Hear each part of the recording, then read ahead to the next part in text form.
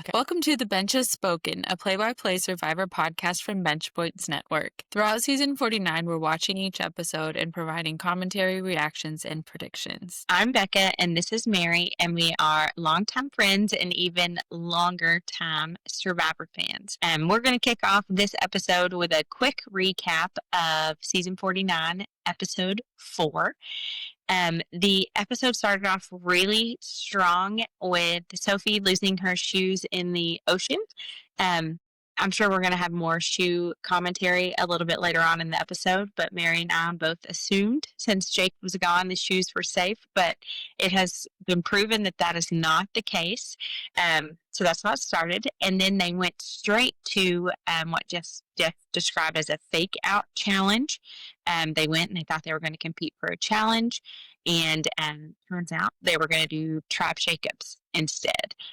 So from there, everybody was able to choose a bandana, and they were broken up into Kella and Hina tribes. And from there, they went back to their camps. Kella's camp was decrepit because they hadn't had any type of additional resources provided to them, and Hina's camp was kind of living the high life. So Sophie had some amenities there for a short period of time, and Alex was left with nothing. And from there, they moved on to a challenge where they had to pull a boat through the water. They had to stack some blocks.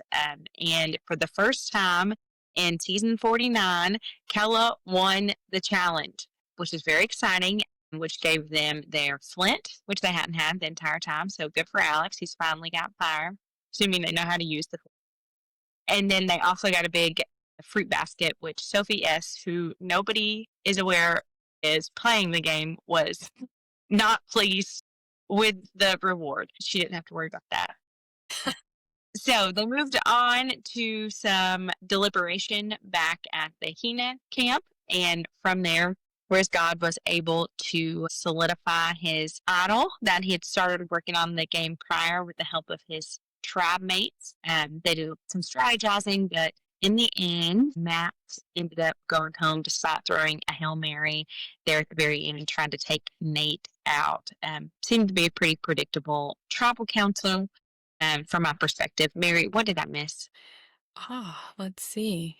I think you covered all the major things. Okay, I have a question. I guess I'll kick us off then with is who do you think benefited most from That's a good question. I feel like, ultimately Alex benefited the most because he didn't have to go to tribal council. But I think overall, actually, you know what? I'm going to say Alex, I think, because I feel like if it comes down to it, Savannah and Rizgod and Nate, and I can't even remember the fourth person now, they're all going to stick together and work to get the others out of the tribe. So I feel like our girl Sophie, we love you so much, is still at risk. And I hate that. How about you? Yeah, I was surprised how quickly they took her in and how she must have been doing something right because the other two that were outsiders were immediate threats, and she wasn't. Which was interesting to me. And maybe they're like, "Oh, this girl's cool. Like she's doesn't have shoes that fit." Like I wonder. Yeah, That cracked me up. I wonder if a bunch of people are going to send her shoes in real life. Like they should. brands Well, I and was impressed during the challenge because she said, "These aren't my shoes. These are somebody else's from prior."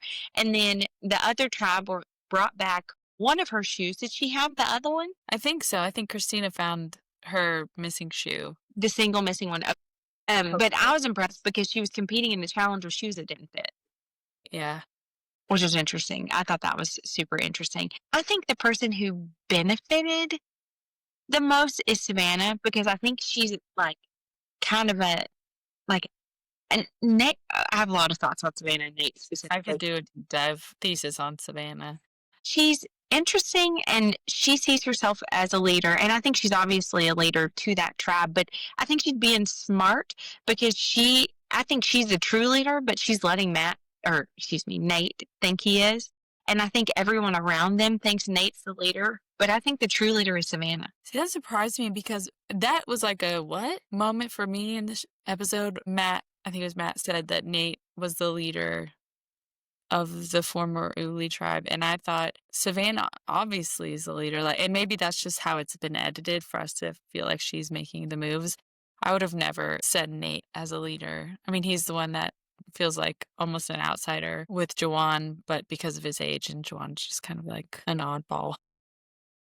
Well, in prior episode, they made Nate look like a clear outlier, but I feel like from before to this episode, it's like he's not even the same human being. I agree. I agree with that. There's no mention of him being disconnected from the generation. There's no, well, I guess that's it. There's no mention of him being disconnected from the generation. So now we just see like his actual gameplay and who he really is, I guess. Maybe they were just editing it that way so that we could have some Gen Z versus millennial chat. Yeah, maybe that's true, but I don't know. I felt like it was confusing because especially when he like heard his own name, it's like something switched in his head, and he's like mascot. Yeah. But I will say, and everybody, if anybody's listened, I have been a fan of Matt since the beginning, and I know he's gone, and I know I was wrong. All those things are true. But sure, he was a little bit delusional shooting arrows at like the leader of the other trap, Nate. But I think if the other people would have went on, like Jawan, Sophie, himself, and Jason, I think if they would have actually banded together and got Nate out, like that would have been the best way for all of them. I But agree. they're too scared to push back.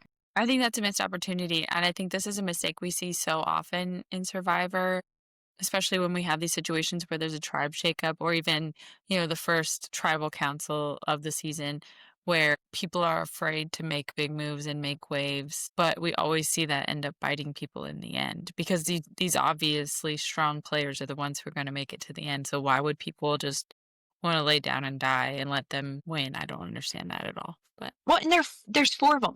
Jason was weird the entire like time. They would be like, "Are you going to vote for Matt? I don't know. Do you want us to vote for you? I don't know. Are you going to vote for Nate? I don't know." He like wouldn't. he was reminding me of the videos people are doing with, like, the Gen Z stare, like, when you go into a store and try to buy something and they're like Yeah, that's what it yes, reminded me of, 'cause he's just, like, completely void of any sort of emotion that matches the situation, like, you're on Survivor, you're trying to win, you need to convince all of these people that you are the one that they should take f forward, and you're supposed to give a reason why other people are not, and you're just like, "No, I love my tribe." I mean, maybe I'll try to convince them not to vote you out when we merge, but, like, who's gonna be convinced by that? I think it was a miss to get rid of Matt for that reason and as well. yeah. And then Matt did screw up the challenge. That's true. I don't know. I don't tend to really unless you're down to, like, low, low numbers, I don't feel like people should be kicked out of a tribe because of how they perform in one challenge or one portion of one challenge. Because I think that anybody could get nervous in that sort of situation or whatever. And it's easy for me at home to be like, "Slow down," because I mean, I'm not the one standing on like stilts trying to juggle things on there. So I don't know. And I feel like something else that I noticed. I think I'm starting from the end and moving backwards, but that's okay.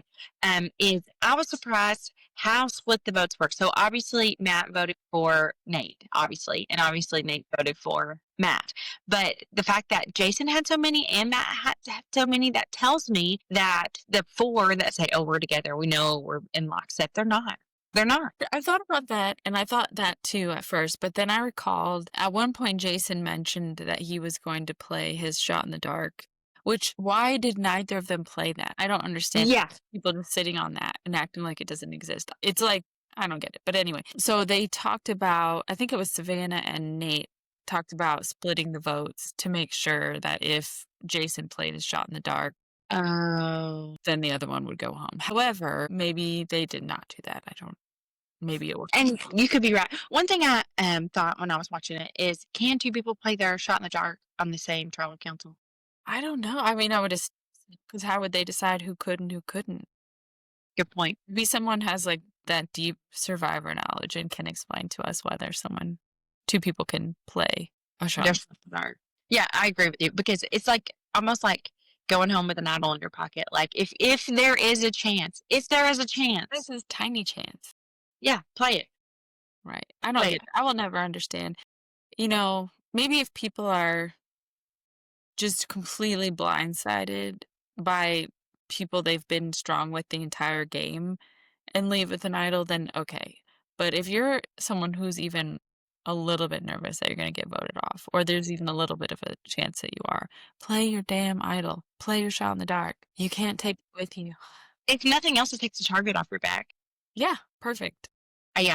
I agree. I feel like people are too shy about it. Speaking of idols, I have another question for you. Yes. How do you feel about Rizgod's teammates searching for his beware advantage? My initial notes were that bleep Yeah, for about giving Savannah. let's dig for this now. I thought she was gonna be sneaky, and honestly, I would have maybe even expected her a little bit more if she had been sneaky about it and, like, figured out how to keep it, and, I think they could have still gotten enough votes to get one person out. All they had to do is be like, "Alright, Sophie, you're voting with us, and now we have 4 to take out one of the other 3," right? That would have been fun, but I was then disappointed when she was like or when I guess she didn't find it.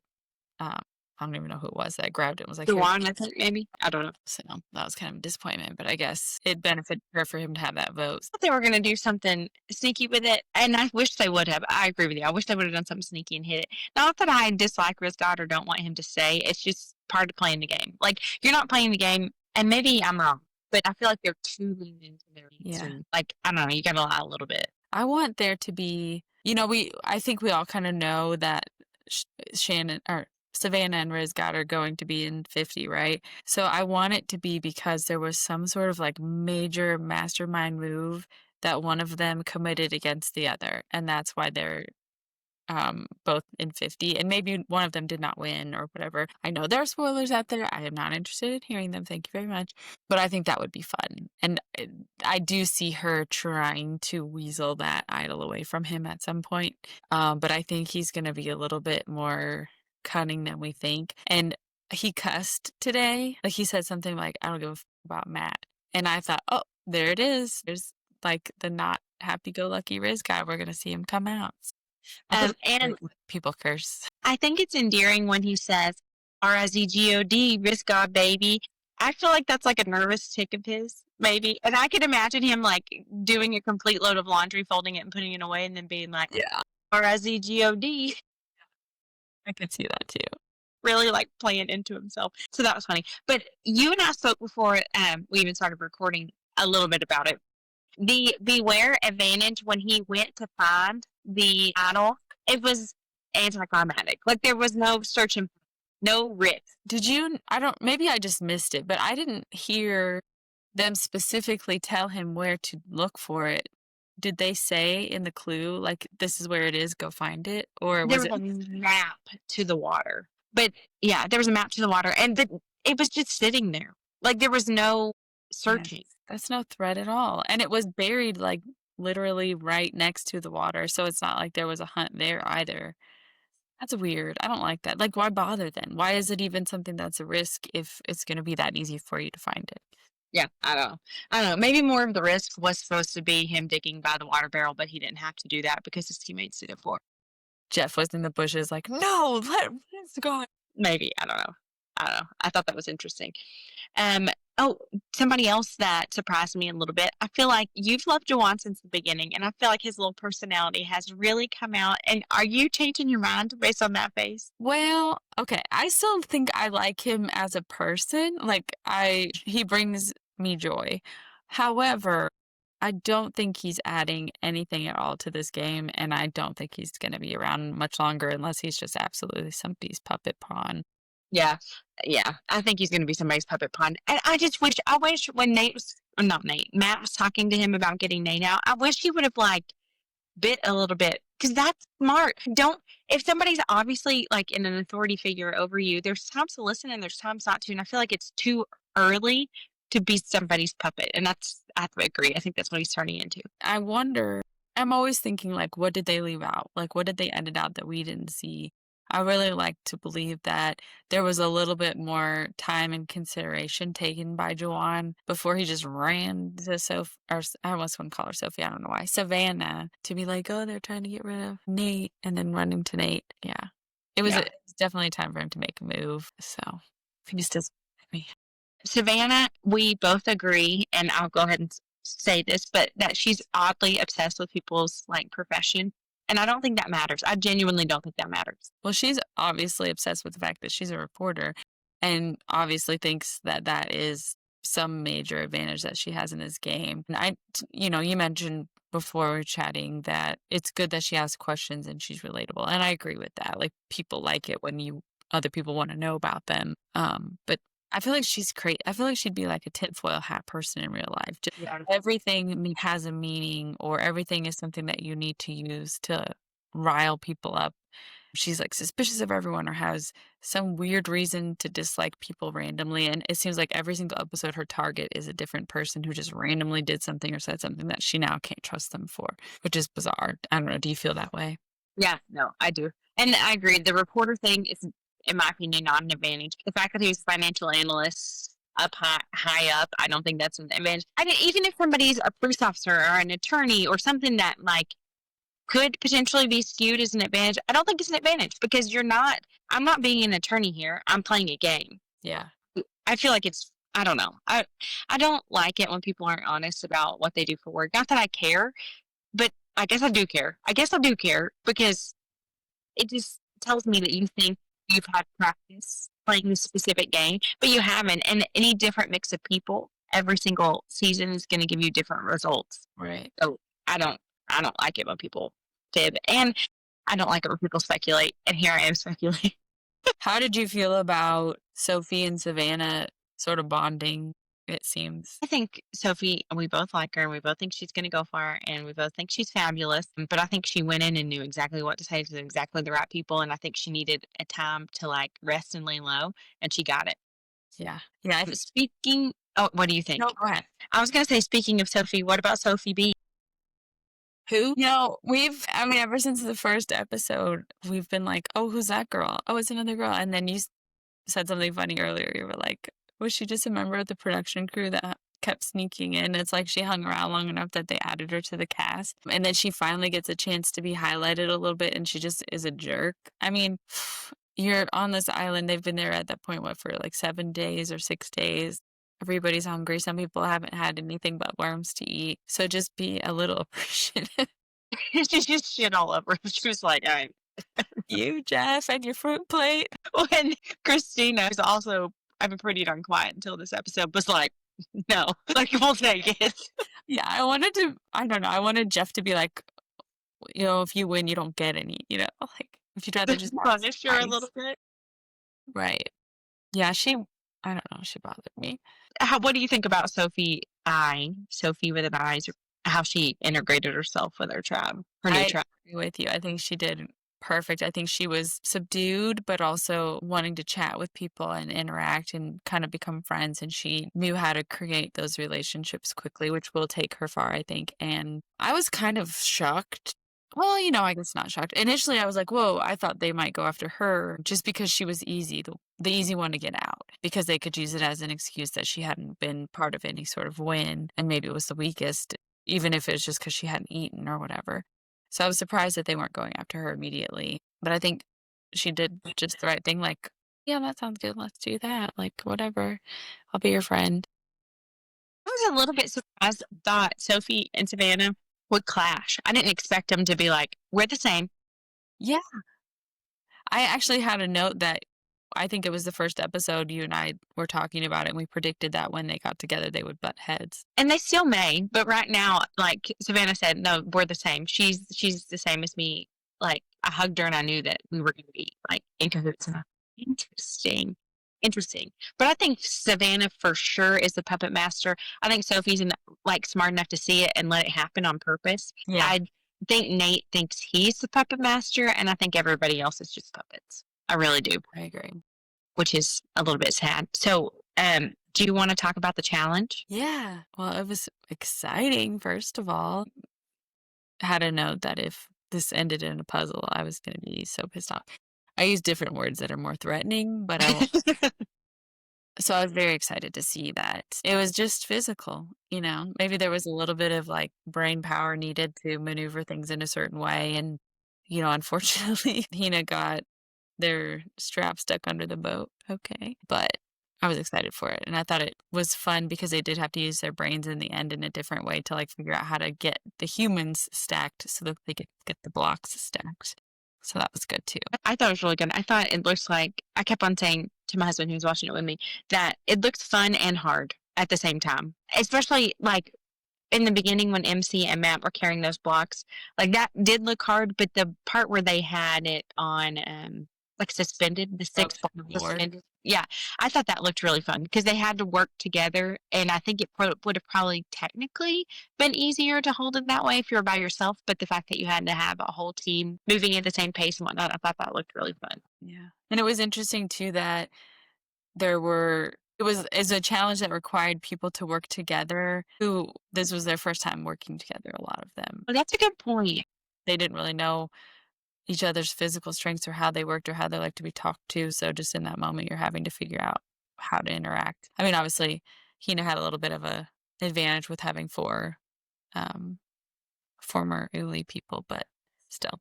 Yeah. Well, and Hina had a little bit of advantage too because Nate being significantly taller than Right. anybody. Cheerleader pose at the end. I loved it. I thought that was amazing. I thought it was really cool. And I also like that MC is like, anytime she's been in challenges and anytime something is difficult or anytime somebody can't do something or whatnot, she's not mean. She's not aggressive. She's not judgmental. She's none of those things. She's like, screw it. I'm doing it. Move, Right. Yeah. move. I'll do it. And she does. I wonder how long it will be before somebody puts her name out there because of as we get closer to individual immunity time, people might see her as a threat physically. She's going to be a powerhouse. Interesting. I mean, if it's strength or endurance, I think she'll beat anybody. Anybody on anything. Puzzles, I don't know. I've not seen her do a puzzle. I don't think. I don't see her participate in a puzzle. I could see Alex doing well individual community challenge. I could see obviously MC. I could see who else seems like an outlier when it comes to individual immunity challenge. Maybe Juwan, or is that a crazy?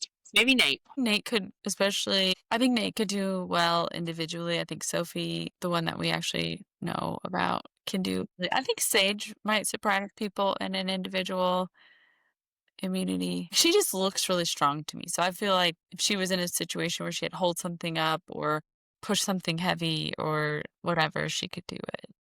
And she's tall. Yeah. We'll see. I guess we've got a while before individual challenges. Right. So, do you want to talk about the new Kella tribe? Sure. So we've got Steven, Christina, Alex, Shannon, Paige, MC, and Sophie S. Right?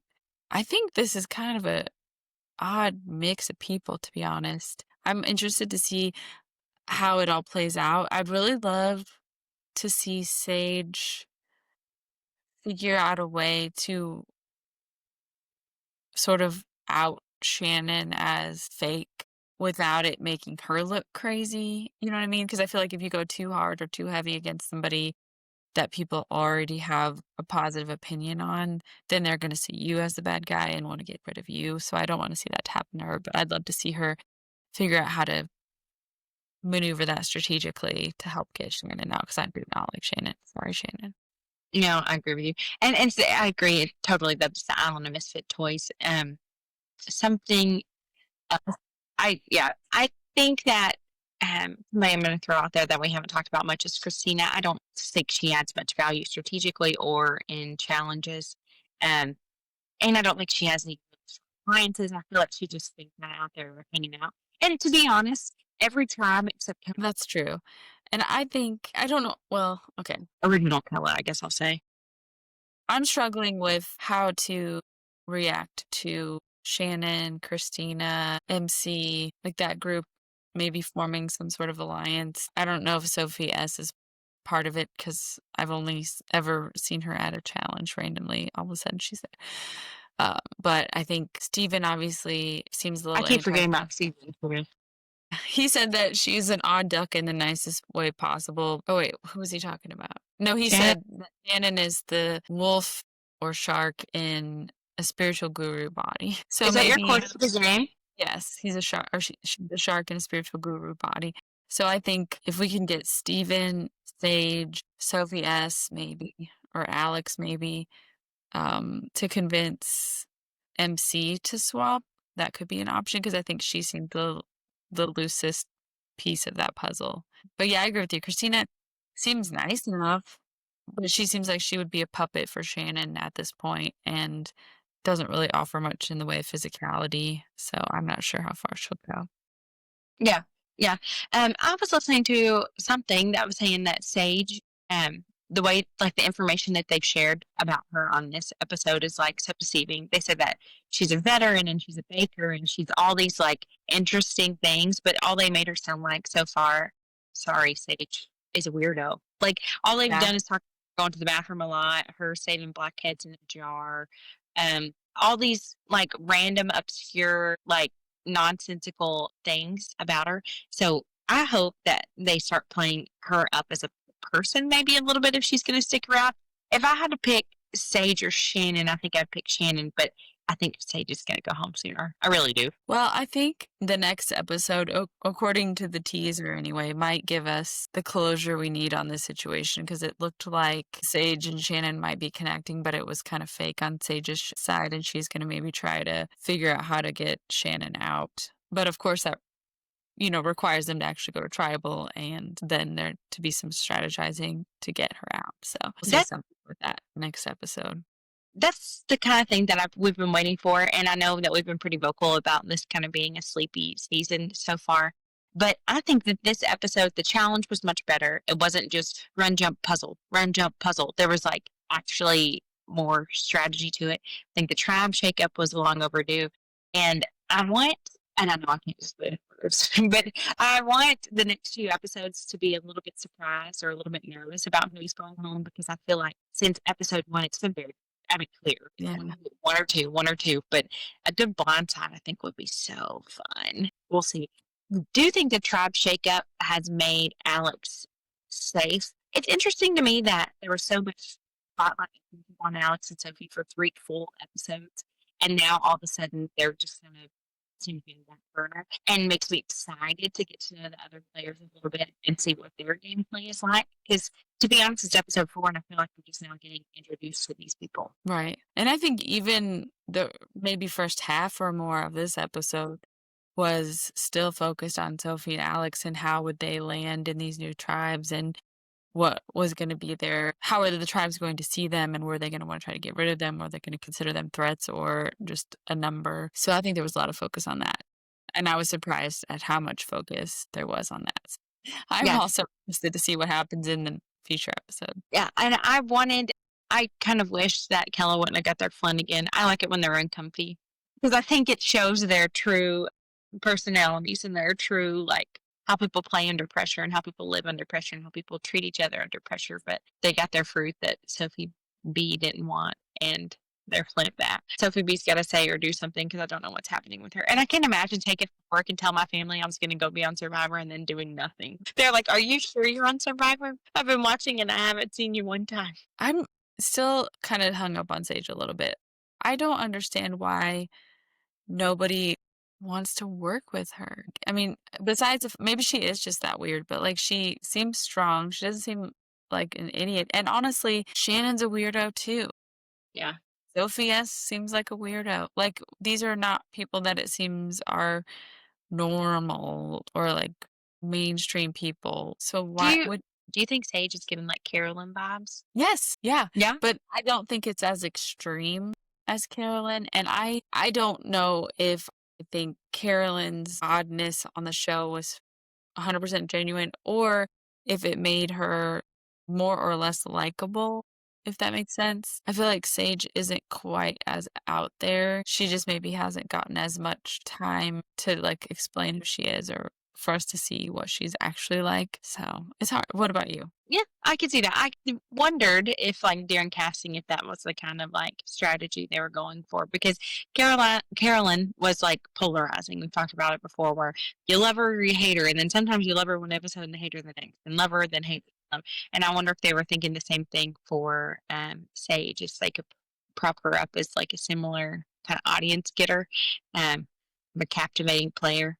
I don't know. Yeah, I guess because they can't really. Well, they could, but we know Jeff is anti the villains, right? Like he doesn't want villains anymore. So I guess this is the next best thing is to just have these people that are just wackadoo that bring in a little bit of entertainment and people maybe like love to hate them because they're odd. Not that I hate them, but you know what I mean. Yeah. Yeah, but why be anti-villain? That's the whole reason you watch. That's why every single Disney movie has a villain. Villains are great. Villains are great for entertainment. I think it's just part of all this, like we all have to be nice to each other now. I don't want to be nice. I don't want them to be nice. I want them to be, and they're not nice. Even the nice Yeah. people are not nice when their feet are held to the fire, literally. Do you think that I wanna go back to tribal council, sorry. There were some things that we didn't talk about, which are everybody just going full Bonu and Q on this episode and just saying all the quiet parts out loud and talking about all the people that were throwing out all the names, and that was so interesting to me, but I wanted it to get more heated than it. Yeah. Well, and the facial expressions, I think, said way, way, way more than the actual words. But Nate was very clearly pissed. The way he reacted to Matt saying his name was like, okay, the only person voting for you is Matt. You know that. So get one vote, it doesn't matter. But Right. he was like enraged by that, and you could tell. And then Sophie had her facial reactions where she was like thinking that, yeah, she looked exhausted. This another side note, but she looked absolutely exhausted during travel. I wonder about that. And this is off topic of travel council, and we can certainly go back to it. But she said she was wearing somebody's shoes that had left a week prior. Do you just leave all your things? I wondered if it was okay, so who's left, right? We've had Jake leave unexpectedly. He probably didn't have all of his stuff. I don't know if they came back to the camp to get his things and on with him. Annie Bull could have been hers and or Annie's.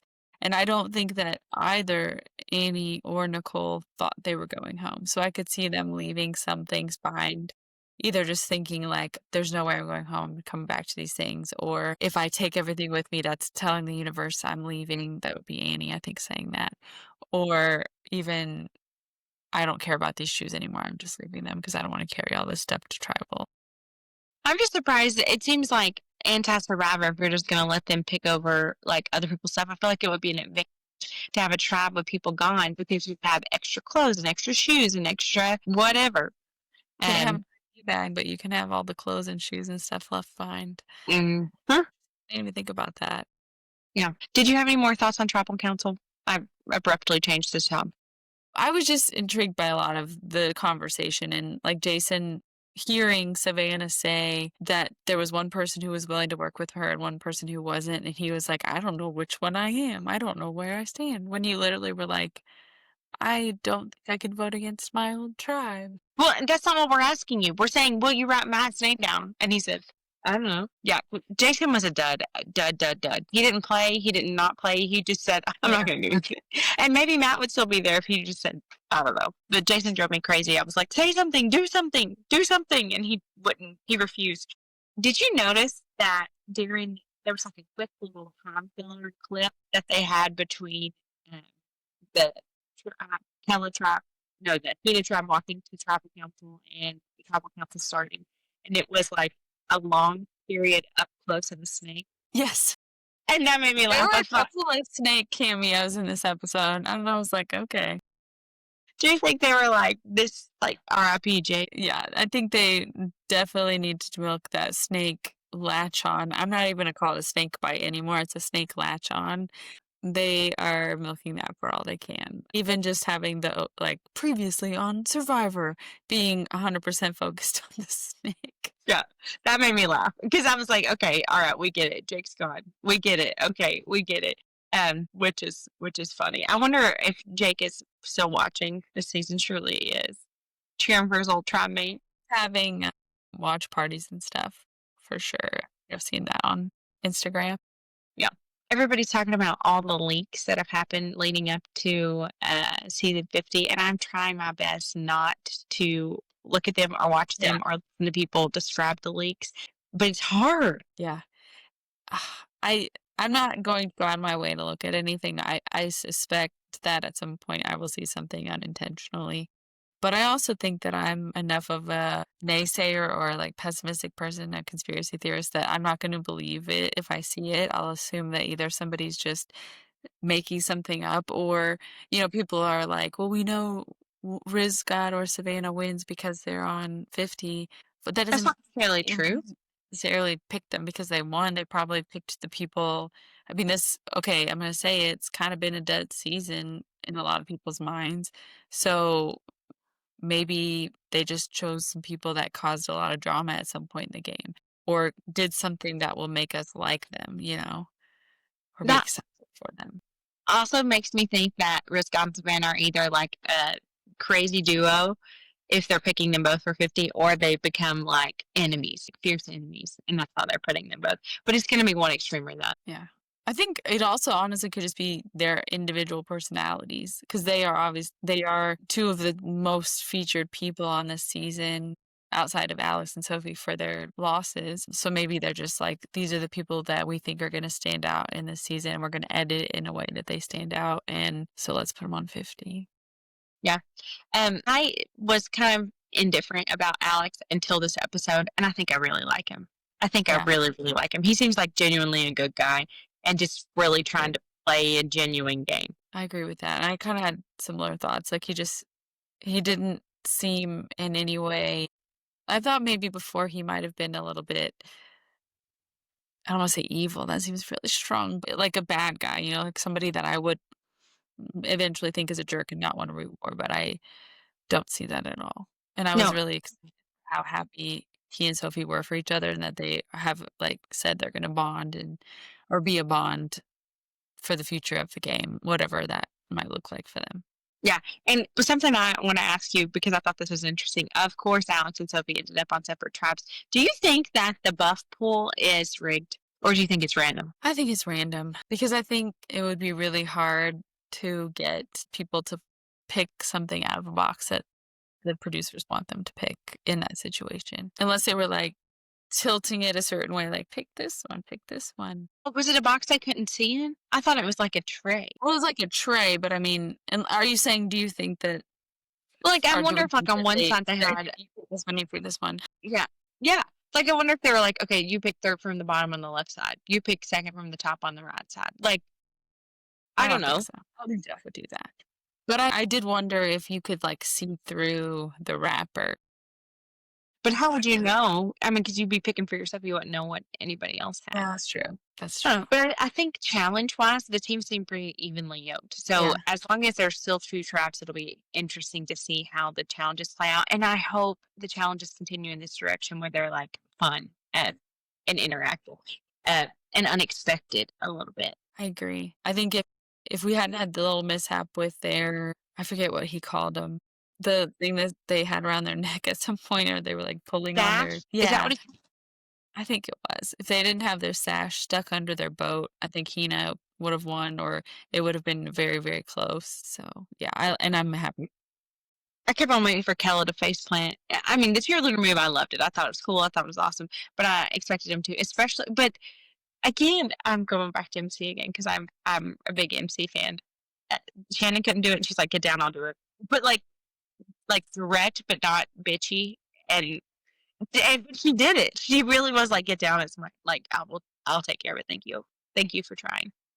Love And then that. got I really wanted Shannon to fall and knock down the whole thing. Just they're not even like, my feelings of Shannon aside, I just thought that would be funny if or add some excitement if, like, one tribe just completely knocked the whole thing over and had to start from scratch.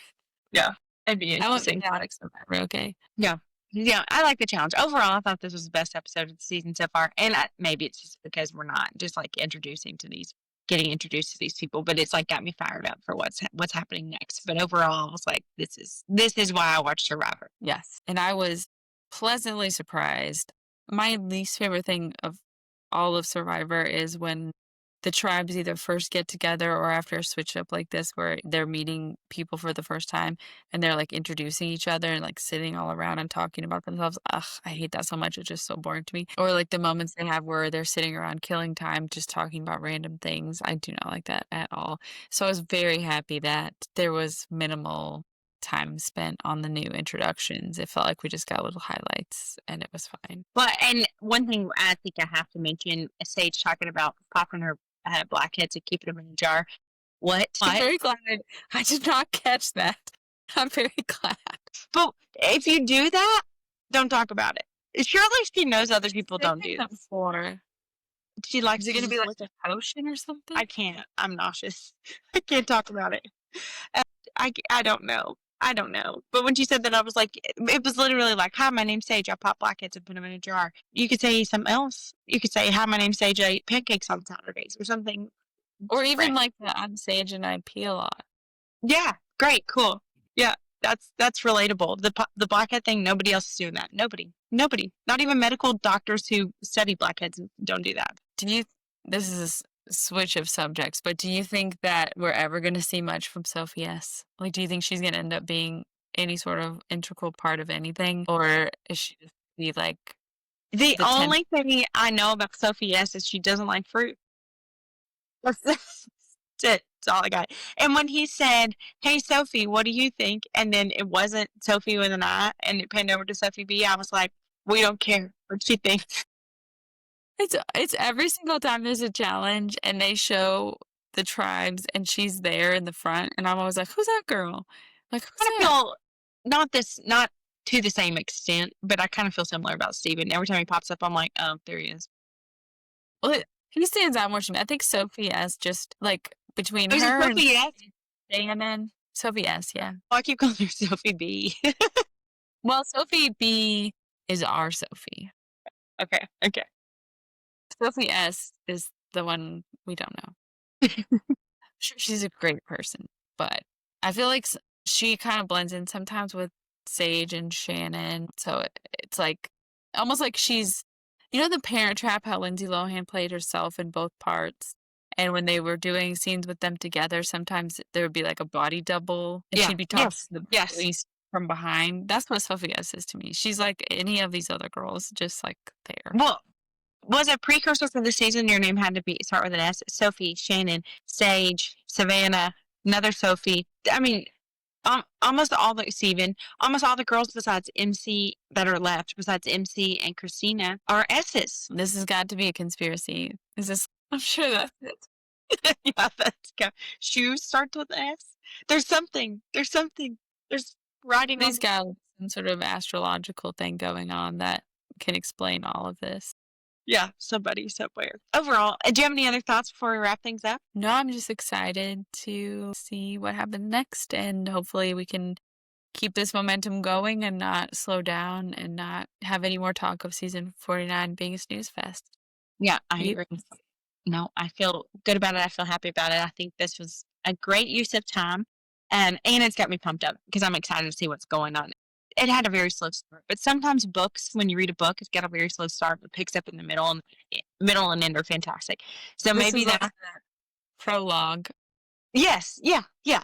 That's what we'll call what's happened so far is the prologue to this season. But overall, I think that this really gave me hope for finishing it out. And other episodes, I felt like the hour and a half took 4 hours, and this one it was quick, in my opinion. Yeah, I looked down and I was like, dang, 9 o'clock. Okay. I do want to also point out that there was a Christmas commercial in this episode, and that got me bugging. It's just, No, what 2 weeks to Halloween? It's not time. It's not time. Okay, well, thanks everyone for watching. see you next time.